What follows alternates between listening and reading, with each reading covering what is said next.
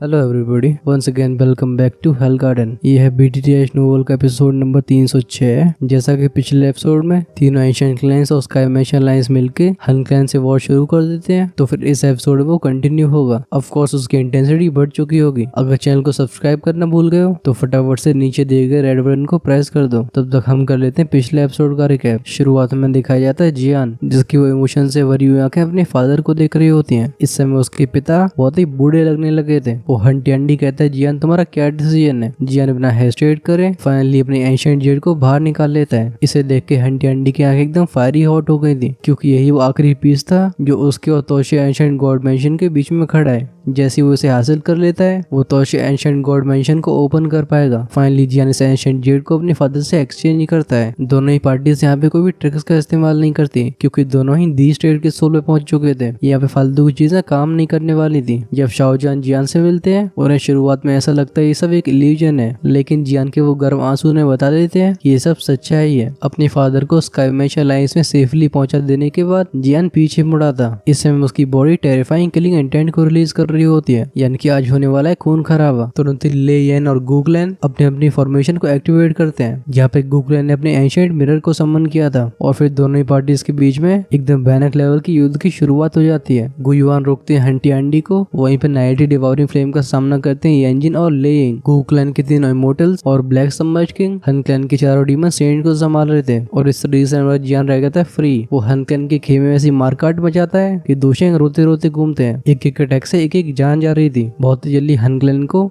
भारी नुकसानों का सामना करना पड़ता है। जब जियान ने एक 2 स्टार दोशेंग को खत्म किया था, तभी पीछे से उसके ऊपर एक हमला होता है, लेकिन उसकी डी स्टेट की सोल के सामने आखिर ये मामूली चीजें कैसे छिप सकती हैं। जियान कहते हैं, हनमेशेंग तो तुम फाइनली अपने आप को रोक नहीं पाई। उसके पीछे एक ब्लैक फिगर था, लेकिन वो अपनी आइडेंटिटी को जियान की डी स्टेट की सोल से छिपा नहीं पाता। वेल ऑफ कोर्स जियान के सामने डायलॉग मारने की कोशिश करता है, लेकिन जियान बस एक उंगली के बल पे इस हनमेशेंग का काम तमाम कर देता है। मतलब इसकी सोल की परकच्चे उड़ गए थे और इसकी डेड बॉडी को शैटर कर दिया जाता है। तभी जियान का ध्यान जाता है एक जगह पे, वहाँ पे एक यंग मैन था। ये हन क्लैन का हनफंग होता है। इसे हन क्लैन के सबसे टैलेंटेड मेंबर के रूप में जाना जाता है। ऑफ कोर्स यहाँ बात हो रही है यंगर जनरेशन की। जब जियान इसके पीछे अपीयर हुआ था, तो वो 4 बुड्ढे जो कि हनफंग को प्रोटेक्ट कर रहे होते हैं, वो इस डेंजर को पहचान जाते हैं। लेकिन इससे पहले यहाँ से भाग पाते, जियान ने इन चारों 4 स्टार दोशेंग को बहुत ही दर्दनाक मौत दी थी, और जियान का पंजा पहुंचता सीधा हनफंग की गर्दन पे। इस समय हनफंग की फटके हाथ में आ गई होती है। इस वजह से वो चिल्लाता है, एंसेस्टर मुझे बचा लो। फिर ऊपर के बादल चढ़ होते हैं। एक मरने की कगार पे देखने वाला बुड्ढा नीचे आता है। हमें मालूम पड़ता है इसका नाम है हन युआनटियान, और इसे एंसेस्टर शाओजोन एक बार खत्म कर चुके थे। न जाने कैसे हन क्लैन ने इसे वैसे ज़ॉम्बी बना के उठा लिया। वैसे इसकी स्ट्रेंथ होती है 8 स्टार दोशेंग की। अब जियान इसका सामना कैसे करेगा, चलो हम जानते हैं इस एपिसोड में। जब ये बुड्ढा आगे बढ़ के जियान से बोलता है, जाओ मरो जाके, तो फिर जियान के चेहरे की कोल्ड स्माइल और भी डांस हो जाती है। वो अपने सिर को हिला के बोलता है, बुड्ढे तेरे ऊपर नहीं है कि कौन मरेगा और कौन जिएगा। जिसके बाद उसका हाथ जो कि हनफेंग को ग्रैब कर रहा था, वो अपनी स्ट्रेंथ को बढ़ा देता है। इस समय हनफेंग खतरनाक तरीके से स्ट्रगल कर रहा होता है। हनफेंग का एक्सप्रेशन एकदम पर्पल था। उसकी विशेष आंखें जियान को देखती हैं। वो कहता है, जियान एंसेस्टर तुम्हें बख्शने वाले नहीं है। अचानक से उसकी बॉडी स्वेल होने लगी थी। उसके शरीर की जो दुखी होती है वो वाइल्ड और वायलेंट होने लगती है। भले ही बंदा ये काम करना चाह रहा हो, लेकिन इसे देख के जियान का एक्सप्रेशन नॉर्मल रहता है। वो कहता है, सेल्फ डिस्ट्रक्ट होना चाहते हो हाँ। उसके हाथ की ताकत एक बार फिर से बढ़ जाती है। एक हल्का सा क्रैक का साउंड अपीयर हुआ था। हनफेंग की गर्दन टूट गई होती है। खैर भले ही उसकी गर्दन टूट गई हो, उसकी बॉडी फूलना बंद नहीं होती। अंत में एक बैंग साउंड के साथ एक बहुत ही बड़ा एक्सप्लोजन होता है। इस एक्सप्लोजन में उसके शरीर से बाहर आई खून का भी नामो निशान मिट गया था। जब ये ब्लड फॉग बिखरा था, तो फिर जियान अभी भी वहीं पे फ्लोट कर रहा होता है। उसकी वास्ट और माइटी स्पिरिचुअल स्ट्रेंथ ने उसके आसपास एक इंडिविजुअल बैरियर बना लिया था। हनफेंग के सेल्फ डिस्ट्रक्ट होने से जो एक्सप्लोजन हुआ था, वो जियान को रत्ती भर नुकसान नहीं पहुंचा पाया। तभी जियान की इंडिफरेंट आंखें सामने के स्पेस को देखती हैं। वो जैसे एक कदम को पीछे लेता है, उसके सामने का स्पेस फ्लक्चुएट हुआ था। एक की फ्लैश में बुड्ढा वहाँ पे प्रकट हो जाता है। उसकी हथेली जिसके चारों तरफ रिच डेथली ऑरा होता है, वो जियान की चेस्ट के पास से निकल जाता है। जहाँ ये पावर अटैक मिस हुआ था, हन युआनटियान की बॉडी वहाँ पे अपीयर होती है। इस समय उसकी आंखें वहाँ पे देख रही थी जहाँ पे हनफेंग सेल्फ डिस्ट्रक्ट हुआ है। उसके जोरीदार चेहरे पे इस समय ग्लूमिनेस भरी होती है। तुरंत ही अपने हाथ को खोलता है। काले धुएं से एक सोल उसके पास आती है। ये फाइनली उसके हाथ की स्लीप के अंदर चली गई थी। हनफेंग की सोल के ट्रेस को रख लेने के बाद हन युआनटियान की आंखें घूरती हैं सीधा जियान को। वो कहता है, लड़के आज मैं तेरी बुरी हालत करने वाला हूँ। इस समय उसके चेहरे की वो स्माइल पूरी तरीके से गायब हो गई थी। उसने एक्सपेक्ट नहीं किया था कि जियान इतना विशेष होगा। उसने हन युआनटियान को हनफेंग को रेस्क्यू करने का बिल्कुल समय नहीं दिया। किया। अगर हानफंग ने डिसाइसिवली अपने आप को सेल्फ डिस्ट्रक्ट करके अपनी सोल के एक फ्रेगमेंट को बचाया नहीं होता तो शायद जियान उसे पूरी तरह से डिस्ट्रॉय कर चुका होता। चाहे भली बात ऐसी ही हो, इसकी वजह से हानफंग को बहुत बड़ा नुकसान हुआ है। जियान तेज आवाज में हंस के बोलता है, तू बुड्ढे जो कि पैरासाइट की तरह मरने का नाम नहीं ले रहा है, चल मैं तुझे नर्क का रास्ता दिखाता हूँ। अभी जियान के चेहरे पे डर का नामो निशान नहीं होता। भले उसकी दुई की 6 स्टार दोशंग के लेवल की हो, लेकिन उसकी डी स्टेट की सोल पर रिलाई करते हुए जियान के पास एक 8 स्टार दोशंग से फाइट करने की एबिलिटी है। हालांकि हन युएंटियन पावरफुल था, लेकिन ये एंजिन और लिंज इतना स्ट्रॉन्ग नहीं था। जियान की गैस के हिसाब से ये बस 8 स्टार दोशंग क्लास के इनिशियल लेवल पे होगा। इसे हेड ऑन फाइट करने में भी जियान को कोई परेशानी नहीं होती। इस समय हन युएंटियन का चेहरा एकदम तवे की तरह काला हो चुका था। वो अपने मुंह को खोलता है, हमें उसके वो पीले दांत दिखाई देते हैं। वो कहता है, शाओक्लान की लड़की तेरी जीभ बहुत पैनी है, मैं तुझे बताऊंगा कि मौत से बदतर जिंदगी कैसी होती है। ये बोलते बोलते हन युएंटियन अपनी एक उंगली को मूव करता है। जहाँ पर जियान खड़ा होता है उसके पीछे कुछ इनविजिबल फ्लक्चुएशन अपीयर होती हैं। ये फ्लक्चुएशन एक दूसरे में मिलके जियान को बीच में कैद कर देती हैं। खैर इस समय का फायदा उठा के वो हन युएंटियन जियान की तरफ आगे शूट हो गया था। उसकी हथेली जियान के सीने की तरफ आगे बढ़ती है, लेकिन जब इस बुड्ढे की हथेली जियान के चेस्ट से आधे इंच की दूरी पे होती है, अचानक से ये वहीं पे थम जाती है। इसके पांव के सामने एक इनविजिबल बैरियर अपीयर हुआ था। इस बैरियर से टकराने की वजह से फ्राइटनिंग फोर्स एमिट होती है कि आसपास के स्पेस में कई क्रैक लाइंस फैल जाती हैं। जियान इस हन युएंटियन को ऑब्जर्व करता है। वो हंस के बोलता है, मेरे सामने तुम स्पिरिचुअल स्ट्रेंथ को डिस्प्ले कर रहे हो, लगता है तुम्हें अपनी औकात पता नहीं है। जैसे जियान के दिमाग में एक विचार आता है, जियान का शरीर उसकी वास्ट और माइटी स्पिरिचुअल स्ट्रेंथ को रिलीज करता है। उसके आसपास जो स्पिरिचुअल नेट था एक ही पल में ब्लास्ट हो जाता है। तुरंत ही जियान के रोंगटों में से पिंक फ्लेम्स बाहर आने लगती हैं। इसकी वजह से जियान का शरीर काफी जल्दी एक क्रिस्टल ग्लास जैसा हो जाता है। एक्सटर्मिनेशन फायर बॉडी का इस्तेमाल करने के बाद जियान की स्ट्रेंथ काफी बढ़ गई थी। वो अपने हाथ को आगे बढ़ाता है, उसकी हथेली के ऊपर फ्लेम इकट्ठी होने लगती है। एक 6 रंगों वाला फायर लोटस फॉर्म हुआ था। अभी के जियान को बस एक्सटर्मिनेशन फायर लोटस के बारे में सोचने की जरूरत होती है और ये चीज बन के तैयार हो जाएगी। उसकी टेरिफाइंग डी स्टेट की सोल ने उसकी टेक्निक्स की स्पीड को कई गुना बढ़ा दिया था। इस फायर लोटस के फॉर्म होने के बाद wave after wave extermination heat wave चारों तरफ रिलीज होती है। जियान इस बुड्ढे को रिएक्ट करने का समय नहीं देता। जैसे अपनी उंगली को फ्लिक करता है, वो ब्यूटीफुल सा दिखने वाला फायर लोटस हन युएंटियन की खोपड़ी तरफ आगे बढ़ जाता है। ऑल्दो जियान की अभी की स्ट्रेंथ भी 6 स्टार दोशंग क्लास पे है, लेकिन एक्सटर्मिनेशन फायर लोटस की स्ट्रेंथ पहले से कई गुना बढ़ चुकी है। ऐसा बदलाव उसकी डी स्टेट की सोल की वजह से हुआ था। उस ब्रिलियंट फायर लोटस से बाहर आने वाली उन डिस्ट्रक्टिव रिपल्स की वजह से इस समय हन युएंटियन का चेहरा भी एकदम सोलमनेस से भर गया था। उसके दोनों हाथ कई अजीब हैंडसीज को बनाने लगते हैं। तुरंत एक रिच ब्लैक फॉग उसकी हथेली से बाहर आने लगा था। ये इकट्ठा होके एक बड़े से काले रंग के दरवाजे में बदल जाता है। ये दरवाजा बहुत ही मिस्टीरियस लग रहा होता है। जैसे ही डोर खुलता है, इसके पीछे एक डार्कनेस तरह ब्लैक होल दिखाई देता है। कोई भी नहीं जानता कि इस मिस्टीरियस गेट के पीछे आकर क्या बवाल चीज है। यहाँ पे दरवाजा खुला था। इसी पल एक्सटर्मिनेशन फायर लोटस इसके पास पहुंचता है। अंत में जाके इस डेथ साइलेंट गेट के सामने हमें 6 रंगों वाले फायर लोटस को एक्सप्लोड होते हुए देखते हैं। तुरंत ही आसमान को एक टेरिफाइंग डिस्ट्रक्टिव स्टॉर्म ने कवर कर लिया था। अभी हन युएंटियन की आंखें इस तूफान को देख रही थी। वो सिनिस्टर सी आवाज में हंस के बोलता है, हाँ इसे ऑब्जर्व करो। अचानक से एक टेरिफाइंग सेक्शन फोर्स एमिट हुई थी। अंत में जाके वो 10,000 फुट बड़ा अक्का तूफान उस दरवाजे के अलावा सोलो कर लिया था।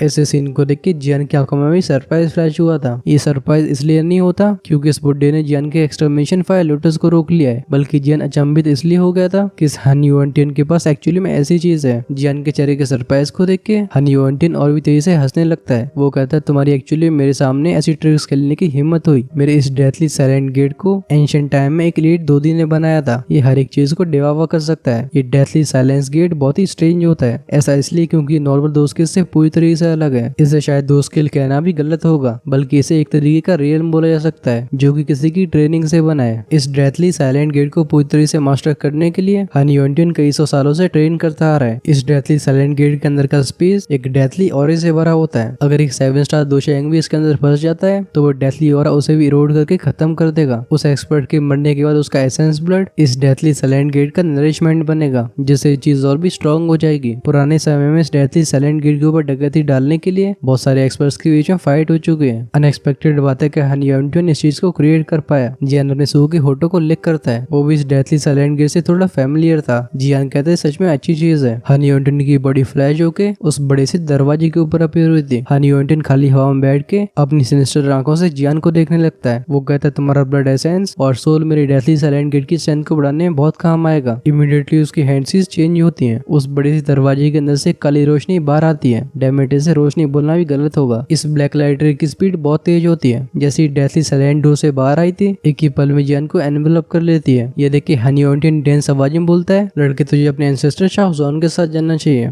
उस डेथली साइलेंट गेट में से एक सेक्शन 4 सबमिट हुई थी। एक ही फ्लैश में जो लाइट थी उसे वो बड़ा सा दरवाजा खींच लेता है। जियान जो कि स्लाइड में रैप हो चुका था वो भी इसी के साथ डिसअपीयर हो जाता है। जियान को इस डेथली साइलेंट गेट के अंदर जाते हुए देख हनी ऑन्टियन का चेहरा एकदम खुशी से भर जाता है, क्योंकि अब तक जो भी डेथली साइलेंट गेट के अंदर गया है उसे बाहर आने का मौका नहीं मिला। जैसे एक बार जियान की पूरी दुखी को अंदर का डेथली ऑरा इरोड कर देता है तो फिर जियान की लाइफ और डेथ सीधा हनी ऑन्टियन के हाथ में आ जाएगी। जियान को कैप्चर करने के बाद हनी ऑन्टियन अपने सिर को उठाता है। उसकी आंखें क्योटिक बैटल ग्राउंड को देखती हैं। फिर उसकी नजरें जाती है उस मोटे से काले बादलों पे। वो कहता है, हम तुम सभी एक्चुअली में हमारे हनगन को डिस्ट्रॉय करना चाहते हो। जैसे हमारी तैयारियां खत्म होती हैं तो में से आज कोई बच नहीं पाएगा। सीन चेंज होता है, हम देखते हैं डार्क स्पेस को। ये जगह डेथली ऑरे से भरी होती है। इस ऑरे के बीच में आके दुखी भी कमजोर पड़ जाएगी। तब इस डेथली ऑरे के बीच में जियान की बॉडी अपीयर होती है। वो इस डार्क और मिस्टीरियस जगह को देखता है। उसके चेहरे की एक अजीब सी स्माइल ढक लेती है। वो बड़बड़ाते हुए बोलता है, हनी ऑन्टियन तुम्हारे इस तोहफे को मैं स्वीकार करता हूँ। उसके मुंह से शब्द बाहर आए थे तभी जियान के शरीर में से प्योरीफाइड डेमोन लोटस फ्लेम पूरी तरीके से विस्फोट हो जाती है। ऐसे ऊंचे तापमान की वजह से वो डेथली ऑरा भी जियान के पास नहीं भटक पाता। जियान तुरंत ही अपनी आंखों को बंद करता है। उसकी वो एंडलेस स्पिरिचुअल स्ट्रेंथ उसकी बॉडी में से इरप्ट होती है। एक ही पल में ही पूरी डार्क ब्लैक रियल्म को कवर कर लेती है। ऐसा करते ही जियान की बॉडी डिसअपीयर हो गई थी। अगली बार जहाँ पे अपीयर होता है वो और भी डार्क रीजन था। इस जगह के बीच में होता है काले रंग का पत्थर और इसमें से भयानक सा डेथली ऑरा बाहर आ रहा होता है। जियान इस ब्लैक स्टोन के अंदर से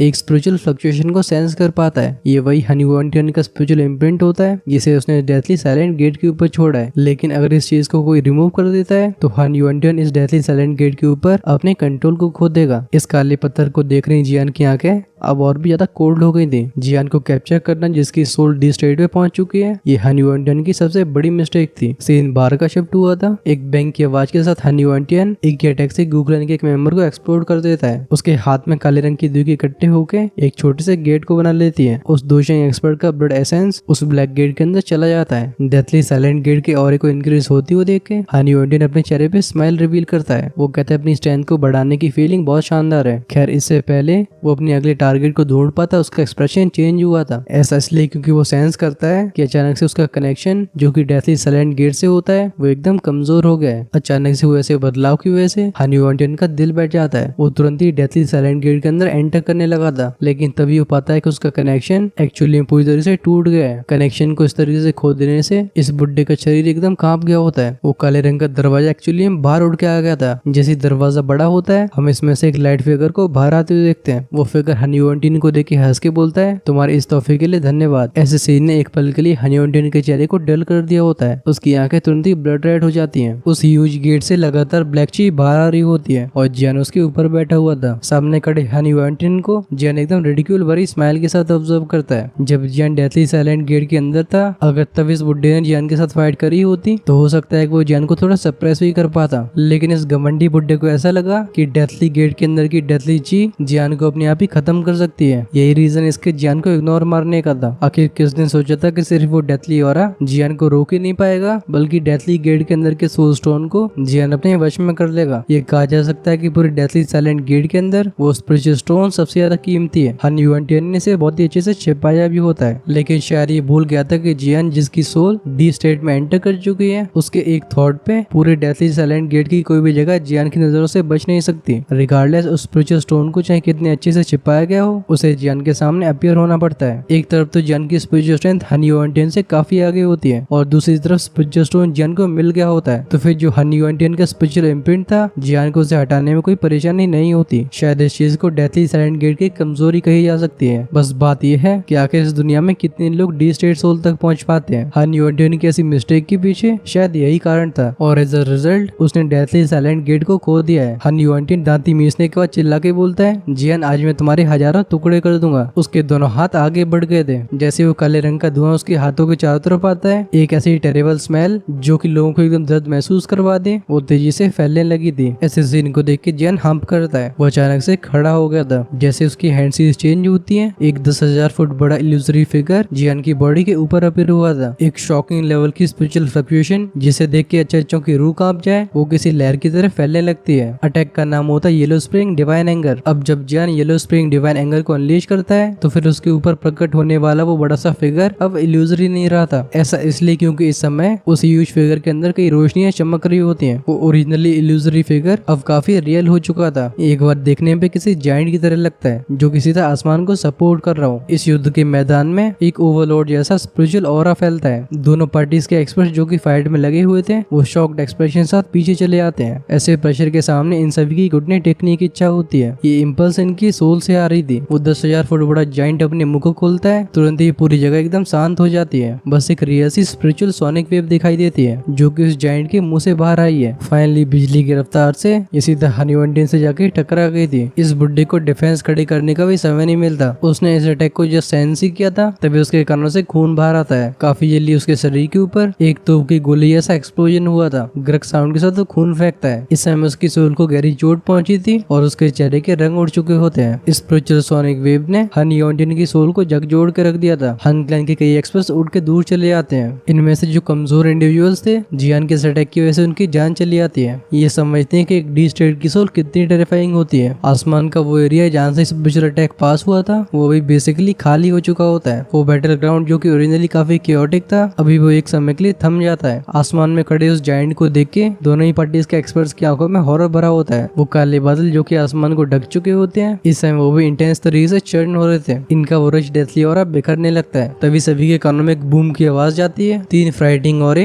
आसमान में एक दूसरे से टकरा जाते हैं। एक वायलेंट एक्सप्लोजन होता है। एक तरफ तो ब्लैक फ्लेम फैलती है और दूसरी तरफ 2 फिगर उड़ गए होते हैं। जब ये दोनों अपने शरीर को स्थिर कर पाते हैं तभी लोग समझ पाते हैं कि दोनों लेइंग और यंजिन है। इनका अपोनेंट होता है नाइटी डिवावरिंग फ्लेम। लेकिन सिचुएशन को देख के ऐसा लग रहा है ये दोनों मिलकर भी नाइटी डिवावरिंग फ्लेम के ऊपर दबाव बना नहीं पा रहे। सच में एक 9 स्टार दोशेंग अपनी रेपुटेशन को डिजर्व करता है। और तो नाइटी डिवावरिंग फ्लेम के पास जो फाइटिंग एबिलिटीज होती हैं उससे नॉर्मल 9 स्टार दोशेंग के एक्सपर्ट्स कंपेयर नहीं करे जा सकते। उसकी वो टेरिफाइंग डिवावरिंग पावर सेम लेवल की किसी भी एक्सपर्ट को हराने के लिए काफी थी। इस समय लेइंग और यंजिन अपने शरीर के खून को शांत कर रहे होते हैं। दोनों के चेहरे ग्रेव थे। दोनों ने अपनी बेस्ट टेक्निक का यूज किया था लेकिन तब भी वो कोई एडवांटेज हासिल नहीं कर पाए। अगर चीजें इस तरीके से चलती रहती हैं तो फिर हो सकता है कि जीत हार की तरफ चली जाए। लेइंग की आंखें चारों तरफ दिखती हैं। वो सेंस करते हैं कि इस बैटल में कई लेक्लैंड के एक्सपर्ट्स की जान जा चुकी है। वो कहते हैं अभी युद्ध की स्थिति ऐसी है जिसमें हार और जीत का फैसला नहीं किया जा सकता। सच में हन क्लैन की स्ट्रेंथ हमारे सोच से भी खतरनाक है। हालांकि इतने सारे एक्सपर्ट्स के मरने की वजह से उनके दिल में भी दर्द हो रहा था लेकिन वो इसके बारे में कुछ कर नहीं सकते थे। युद्ध की सच्चाई कुछ ऐसी होती है। ये सुन के यंजिन भी नोट करते हैं। सिचुएशन को देख के ऐसा लग रहा है जैसे ये वॉर काफी मिजरेबल होने वाला है लेकिन कीमत चाहे कैसे भी चुकानी पड़े इन्हें एंशिएंट जेड को वापस लेना होगा। ऐसा इसलिए क्योंकि वो समझते थे कि जैसे ही हन क्लैन तोशे एंशिएंट गॉड मेंशन को ओपन करके उसके अंदर से दूसरी क्लास में एडवांस करने के मेथड को हासिल कर लेता है तो फिर सिर्फ हंटी अंडी एक इशारे में तीनों क्लैंस को दूसरी कॉन्टिनेंट से गायब कर पाएगा और उस समय किसी के पास रिटेलिएट करने की पावर नहीं होगी। दोनों एक दूसरे की आंखों में देखते हैं। वो एक दूसरे की आंखों में रूथलेसनेस देख पा रहे थे। रिगार्डलेस ये फाइट चाहे कितनी मिजरेबल हो लेकिन अलायंस के पास नंबर्स अभी भी ज्यादा हैं। वो नाइटी डिवोरिंग फ्लेम अपने पैर को आगे बढ़ाते हुए हंस के बोलते हैं हमारा हन क्लैन हजारों सालों से एंशिएंट जेड को इकट्ठा करने की कोशिश कर रहा है। अगर तुम्हें सच में ऐसा लग रहा है कि तुम हमें रोक पाओगे तो तुम्हारी सोच अभी काफी सिंपल है। ये कहने के बाद उसका फिगर इन दोनों के सामने प्रकट हो जाता है। ये सुन के लेइंग और यंजिन दोनों के दिल एकदम ठंडे पड़ गए थे। ये जस्ट अटैक करने वाले होते हैं तभी पीछे से इनके कानों में एक आवाज एंटर करती है। वो आवाज कहती है यहाँ पे कुछ गड़बड़ है, आप लोग जल्दी से पीछे जाओ। इस आवाज को सुन के दोनों चौंक गए होते हैं लेकिन तुरंत ही इनके चेहरे के एक्सप्रेशंस ड्रास्टिकली चेंज होने लगते हैं। ऐसा इसलिए क्योंकि ये आवाज गोयुआन की थी। आखिर क्या ऐसी चीज है जो उन्हें एंशियस बना सकती है। लेकिन इन दोनों के चेहरे के हाव बदले ही थे तभी आसमान के काले बादलों में एक बदलाव होता है। वेव आफ्टर वेव डार्क और कोल्ड ऑरा तेजी से फैलता है। अचानक से बजिंग साउंड सुनाई देता है। ये सुन के नाइटी डिवोरिंग फ्लेम अपने सिर को ऊपर उठा लेता है। वो कहता है कि ये फाइनली रेडी है। डिवोरिंग फ्लेम को रिलीफ महसूस होती है। अगर नंबर्स की बात करें तो तीनों क्लैंस और स्काई मेंशन अलायंस के पास हन क्लैन से ज्यादा एक्सपर्ट्स हैं। अगर वो ढंग से एक्शन नहीं लेते हैं तो फिर यहाँ पे हन क्लैन के बहुत सारे एक्सपर्ट्स मारे जाएंगे। देखते ही देखते ये बजिंग आवाज और भी तेज हो जाती है। एट द सेम टाइम उन काले बादलों में से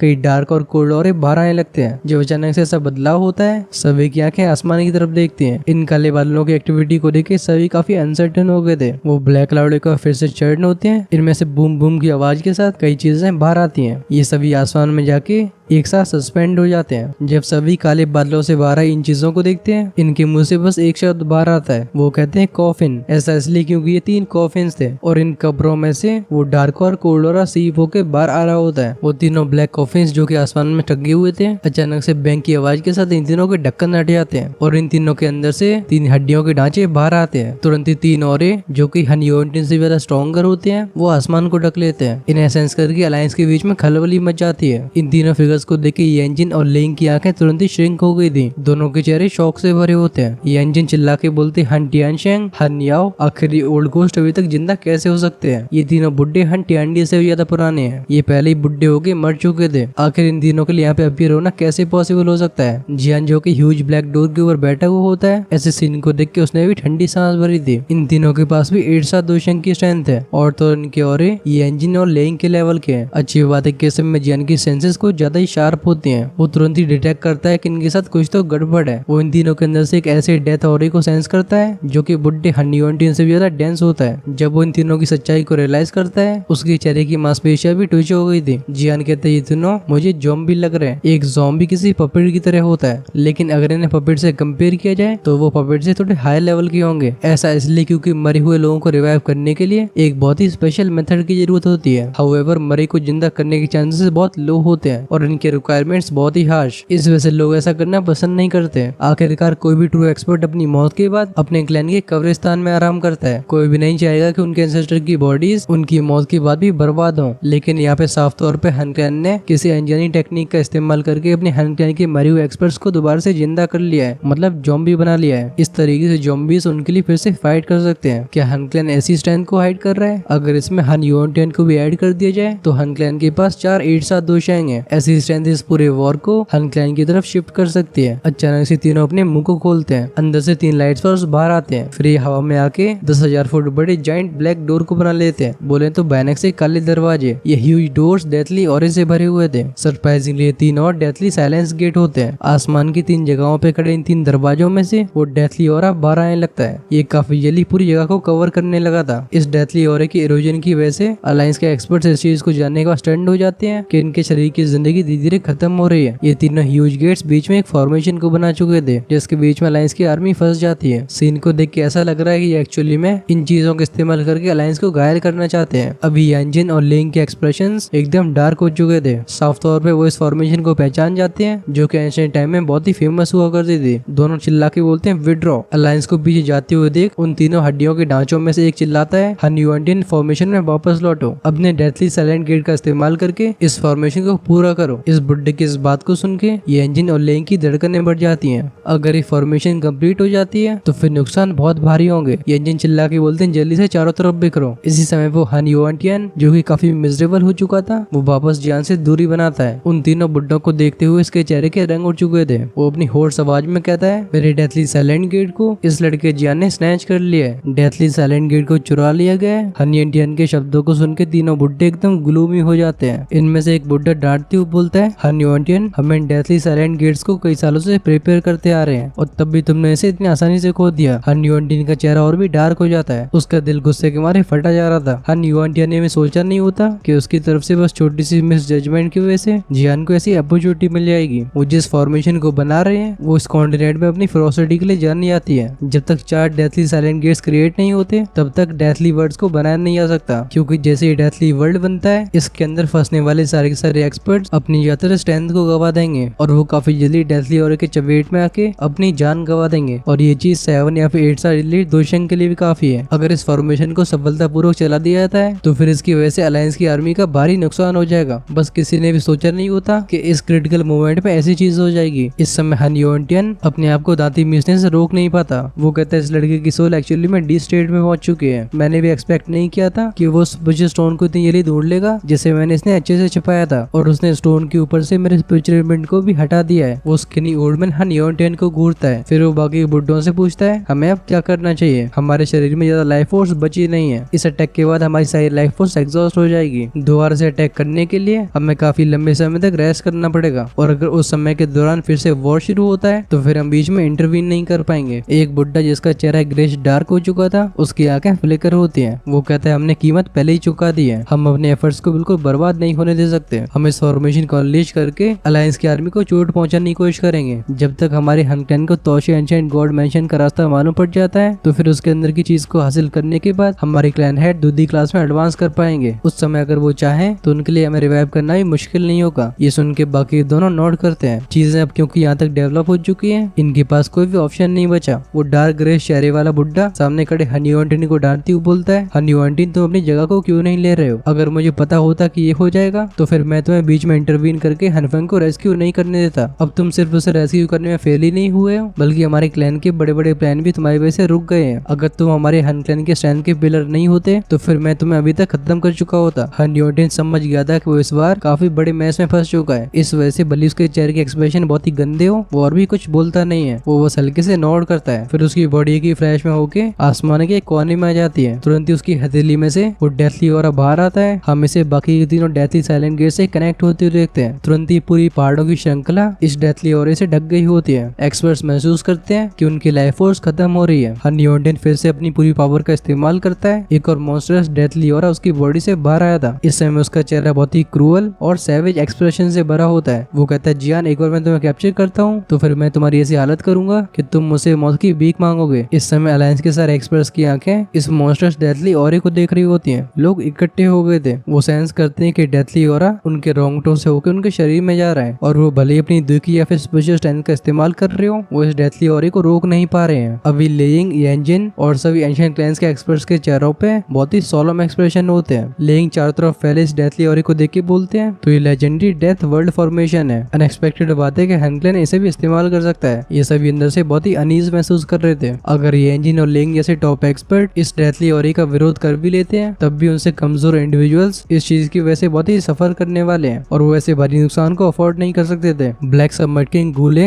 ग्रेव एक्सप्रेशन के साथ बोलते हैं हमें इस फॉर्मेशन को तोड़ना होगा। कुछ समय पहले तक इन्हें Han Clan के दो एक्सपर्ट्स रोक रहे होते हैं। उन दोनों की सेंस 7 साथ दोशेंग की थी। आज यहाँ पर जिस तरीके से युद्ध हुआ है उसने सच में धरती को हिला डाला है। गूले ने तो Han Clan के उन तीनों ओल्ड डीमंस के बारे में सुना भी नहीं होता जिनकी स्ट्रेंथ Han Clan के डीमन सेंट जैसी है। साफ तौर पे Han Clan लगातार अपनी स्ट्रेंथ को चिपाता आ रहा है। ये स्ट्रेंथ गू क्लैन को बहुत पीछे छोड़ चुकी है। अगर इस समय येन क्लैन, ले क्लैन और स्काई मेंशन अलायंस गू क्लैन का साथ नहीं दे रहे होते तो फिर अकेले गू क्लैन के एक्सपर्ट्स Han Clan से फाइट करने के लिए काफी नहीं थे। येंजिन डीप वॉइस में बोलते हैं ये काफी मुश्किल है, इस डेथ रियल्म को पहले से ही बना लिया गया है, और तो ये डेथली ऑरा हमारी स्पिरिचुअल स्ट्रेंथ को भी खा सकता है। अगर हम फालतू में चारों तरफ जानने की कोशिश करते हैं तो हम बहुत जल्दी अपनी स्ट्रेंथ को खो देंगे। गू क्लैन की तीनों इमोटर्स में से एक गुडाओ जो कि बहुत ही कड़वाहट महसूस कर रहे थे, वो कहते हैं लेकिन अगर हम यहाँ पे बने रहे तब भी हमें कई मौतों का सामना करना पड़ेगा। साफ तौर पे गुडाओ एक डिलेमा में पड़ चुके थे। अभी येन क्लैन की वो फेरी होलिंग, उनके सुंदर से चेहरे पे भी ग्रेव एक्सप्रेशन होता है। वो कहती है क्लैन हेड गो युआन को भी अभी उस हंटी हंडी ने रोक के रखा है, उनके लिए बीच में इंटरवीन करना बहुत मुश्किल होगा। इस समय फेरी होलिंग का ऑरा थोड़ा सा स्लगिश हो गया था। साफ तौर पे पिछली मारकाट के दौरान वो काफी इंजर्ड हो चुके हैं। सभी के बीच में फिर से शांति फैल जाती है। किसी ने भी सोचा नहीं होता कि वॉर जो कि उनके पाले में आ रहा था वो अचानक से ऐसे पलटेगा। जब सभी सोच रहे होते हैं क्या किया जाए, चारों तरफ फैले इस डेथली ऑरे के बीच में अचानक से तेज हवाओं की आवाजें सुनाई देने लगती हैं। कई डेथली ऑरों से लिपटे हुए ब्लैक स्पीयर्स अब चारों तरफ शूट हो जाते हैं। अचानक से हुए इस अटैक की वजह से अलायंस की आर्मी थोड़ी सी पैनिक हो गई थी। ये काले रंग के बाले उस डेंस डेथली ऑरे से भरे हुए हैं। इस वजह से न रोकने में दुखी भी काम नहीं आ रही है। अलायंस के कुछ एक्सपर्ट्स जिनका लक खराब होता है ये ब्लैक स्पीयर्स उनके आर पार हो जाते हैं। पलक झपकते उनका शरीर सड़ने लगा था। उनकी हड्डियों में से वो काले रंग का वेपर बाहर आता है। अलायंस को ऐसी डिसएडवांटेजेस पोजीशन में जाते हुए देख लेइंग और बाकियों के चेहरे ग्लूमी हो जाते हैं। वो अपनी पूरी स्ट्रेंथ का इस्तेमाल करके इस डेथली वर्ल्ड से बाहर जाने के लिए तैयारी हो रहे थे। तभी लेइंग के सामने का स्पेस मूव होता है। इस जगह पे एक बहुत ही बड़ा काले रंग का दरवाजा प्रकट हुआ था। ये काले रंग का दरवाजा उन तीनों ओल्ड डीमंस की तरह होता है। इस वजह से देख के अलायंस की आर्मी एकदम स्टार्टेड हो गई थी, लेकिन इससे पहले लोग इसके ऊपर अटैक्स को लॉन्च कर पाते हैं दरवाजे के अंदर से एक फैमिलियर सी आवाज बाहर आती है।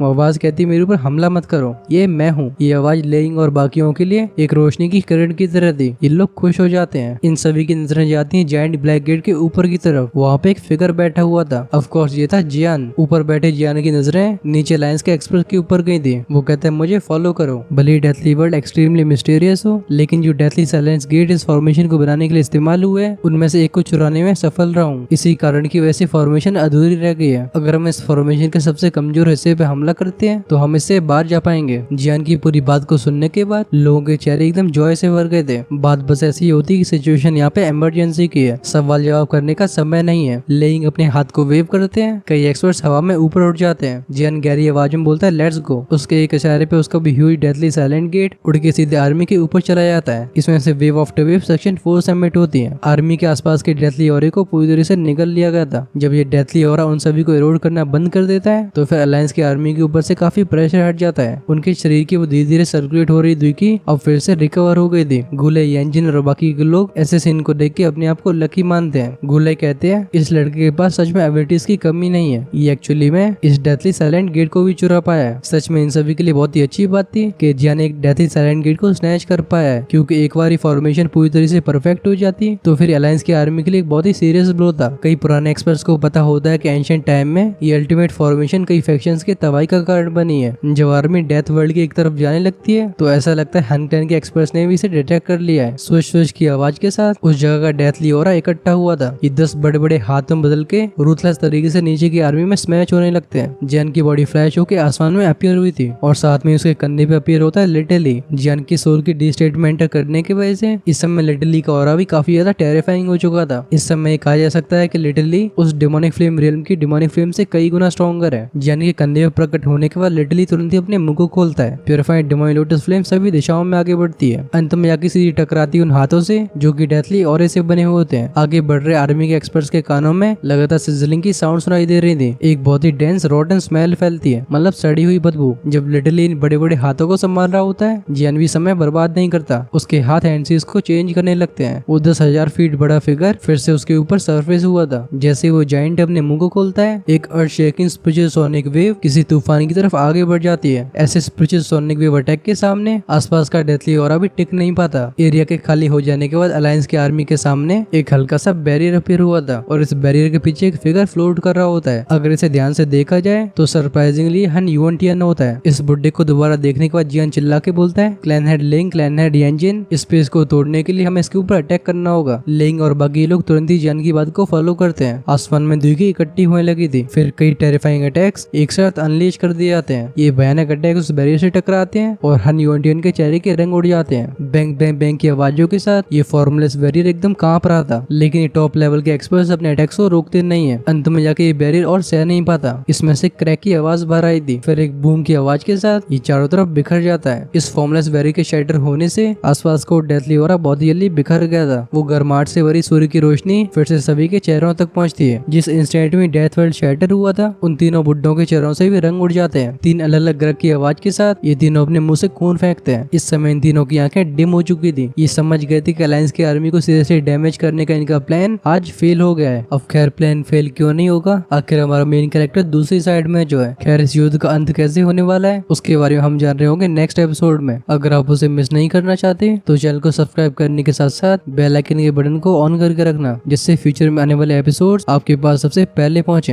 हम वीडियो को लाइक टारगेट रखते हैं 12K का। अगर नए एपिसोड को आज ही देखना चाहते हो तो फिर ये शाम तक कंप्लीट हो जाना चाहिए। ऑफ कोर्स अगर आपको तब भी आज ही एपिसोड देखना है तो आप चैनल की मेंबरशिप का पार्ट बन सकते हो। ऐसा करने से हमारी डायरेक्टली हेल्प तो होगी ही और आप अर्ली एक्सेस का फायदा उठा पाओगे। ज्वाइन के बटन मिलेगा चैनल के होम पेज पे। इससे पहले टाटा बाय बाय हो। एनिमे गार्डन को सब्सक्राइब करके आओ, काफी जल्दी वहाँ पे भी कंटेंट आना शुरू होने वाला है। चलो अब सायोनारा।